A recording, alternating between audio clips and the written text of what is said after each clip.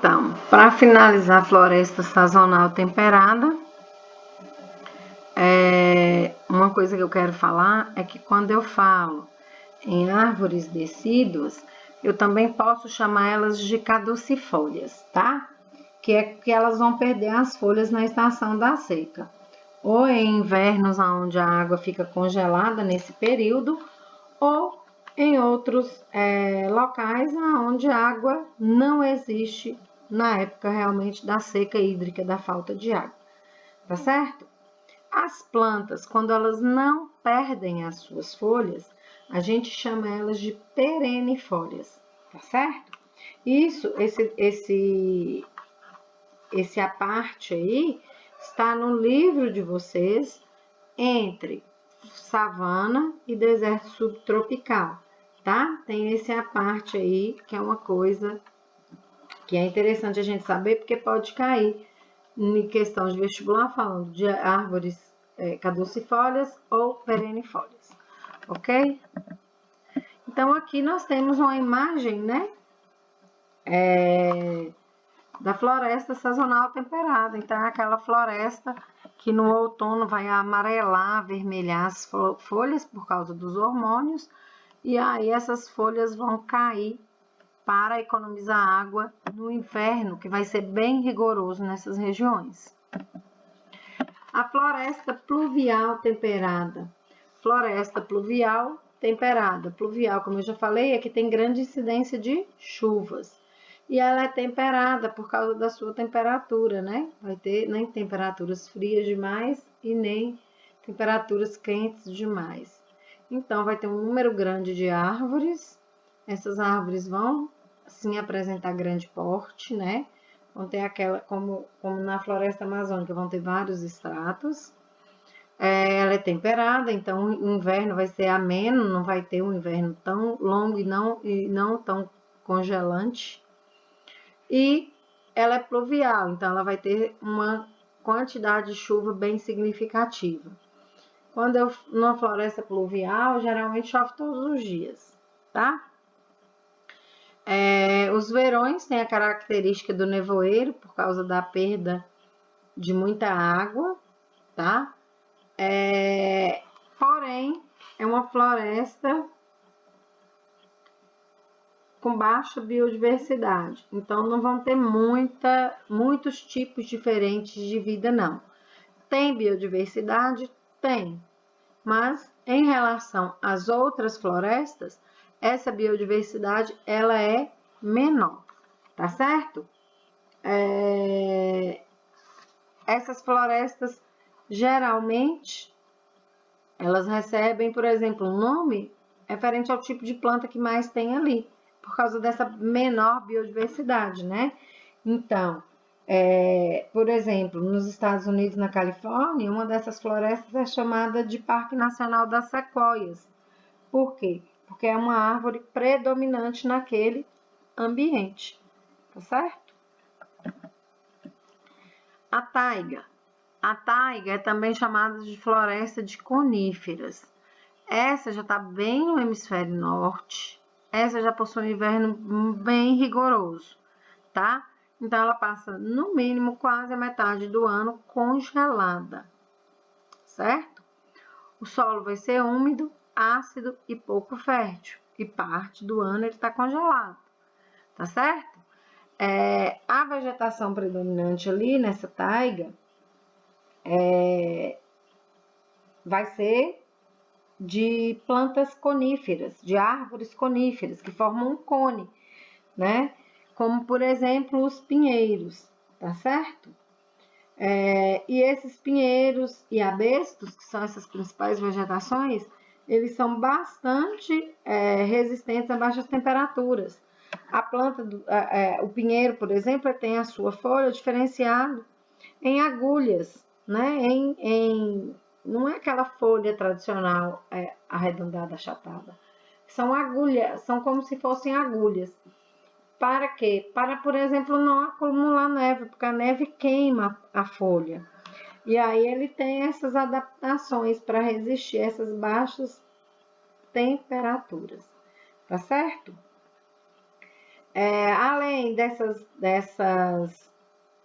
florestas, né, de coníferas, no solo vai ter a região de serrapilheira. O que é isso?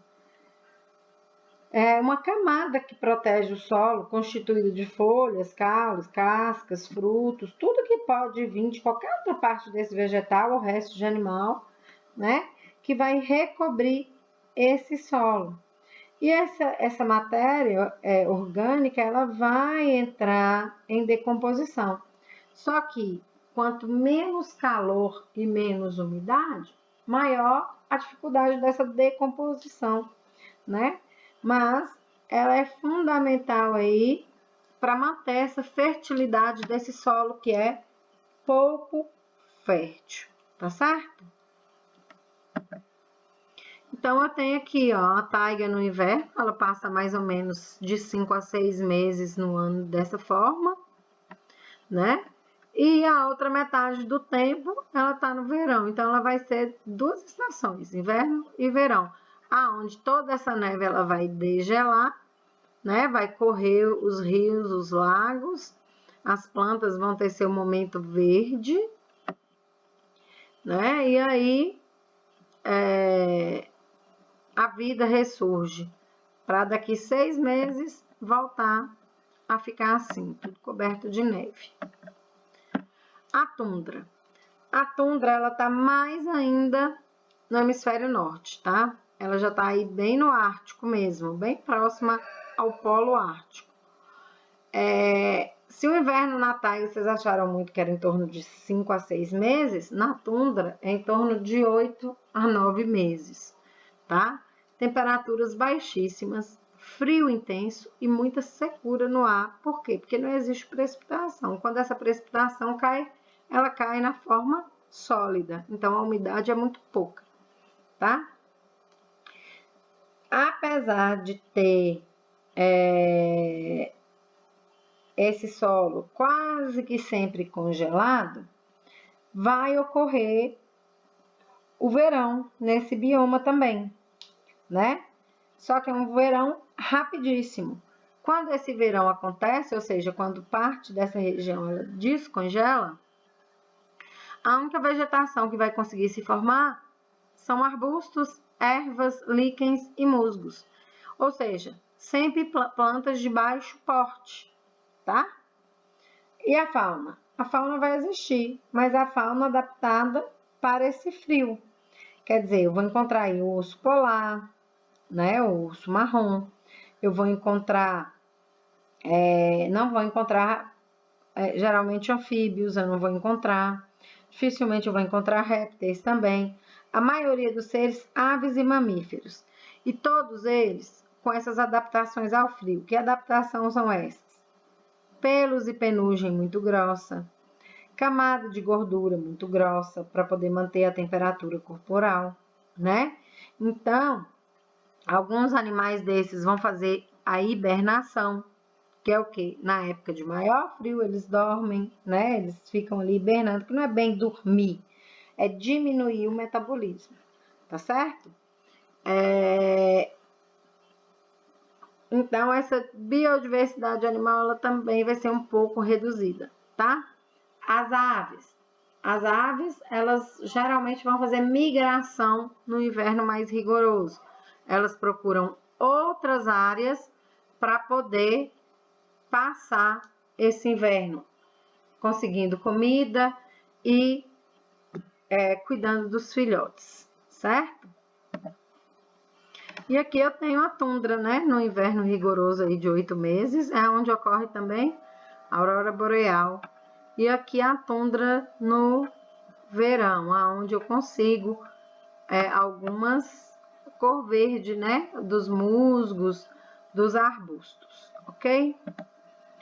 E os ecossistemas aquáticos. Os biomas aquáticos podem ser tanto marinhos quanto de água doce. É qualquer lugar que está coberto por água, tá? E nessa água tem que ter vida. E os fatores que influenciam essa vida. Então, temperatura, tem que ter nutrientes, tem que ter salinidade, luminosidade, dentre outros. Os dulcícolas de água doce, rios, lagos, lagoas, né? Córregos, e os marinhos de águas salgadas. Então, onde nós encontramos, nós vamos separá-los em zonas bênticas e pelágicas do oceano, os estuários, as zonas entre marés, tá certo? Então, falando dos dulcícolas, eu citei os lagos. O que são os lagos? Lagos são corpos de água que ficam parados, tá? Que no verão, por exemplo, eles podem ficar bem baixos, e aí, aliás, no verão eles podem aumentar a quantidade de água por causa das chuvas, e no verão, nos invernos, na época de seca, eles podem diminuir a quantidade de água. Os lagos são maiores e as lagoas são menores. Tudo bem? Córregos e rios. Córregos, quantidade menor de água. Rios, quantidade maior de água. Curso de água doce, então é uma água que ela não fica parada, tá? Ela vai circular, geralmente com destino a um oceano, a algum lago ou a outro rio. Ela vai desaguar em algum lugar, tá certo? Então, esses são os ecossistemas aquáticos de água doce. Os ecossistemas aquáticos de marinho, nós temos os recifes de corais, né? Que são ecossistemas formados através de esqueletos de corais, né? Que tem carbonato de cálcio. São as águas rasas dali dos mares, né? Mantém geralmente uma temperatura entre 18 e 30 graus Celsius. E ali é considerado um lugar de grande biodiversidade, porque muitos animais vão ali para aqueles corais atrás de alimento, atrás de parceiros para o acasalamento, atrás de um local para cuidar dos filhotes, né? Outras regiões são as zonas bênticas e pelágicas oceânicas. As zonas bênticas correspondem ao solo marinho, independente da profundidade, tá? Mas a gente vai sempre levar em consideração, né, as zonas mais profundas, onde eles não vão receber muita luz solar. E as zonas pelágicas vão ser a parte superior desse mar geralmente aberto, mais longe da costa, tá certo? E então eu vou ter, por exemplo, nessas zonas bênticas, dificilmente, quando tem pouca luz solar, algas ali, né? Então, eu vou ter mais algas nessas zonas pelágicas, algas microscópicas que ficam ali na superfície das águas marinhas. Os estuários também são considerados santuários para os seres marinhos. Por quê? Os estuários ocorrem em regiões onde o mar encontra aquele rio. Então, encontro da água doce com a água salgada, tá certo? É essa transição aí. Por causa dessa transição, pelo fato de ele estar bem perto do litoral, né? Ele entrar litoral adentro, onde tem o rio, os nutrientes vão ser abundantes. Então, muitos animais marinhos e muitos animais aquáticos, eles conseguem sobreviver ali naquele meio termo, nem de água doce, nem de água salgada. E aí eles são berçários, os estuários são considerados, na verdade, berçários desses seres que vivem no mar, tá? Então, eles vão fazer sua reprodução ali, eles vão cuidar dos filhotes ali por um tempo, e depois eles voltam para o mar. E as zonas entre marés? Essas zonas entre marés, elas são chamadas também de zonas interdidais, ou seja, são regiões que vão sofrer a ação da maré ficando cheia de água. Quando essa maré baixa, ela fica sem água. Aí vai aparecer rochas, vai aparecer areia, e às vezes formam alguns concentrados de água ali, onde eu vou encontrar algumas espécies de águas e de animais que se fixam ali naqueles locais. tá certo? Então, pessoal, essa aula foi sobre esses principais biomas mundiais. Espero que tenha sido proveitosa essa aula. Se ficou alguma dúvida, eu estou no WhatsApp à disposição de vocês, é só me mandar uma mensagem, tá? Pode ser qualquer hora. Desejo a vocês bons estudos e até a nossa próxima aula.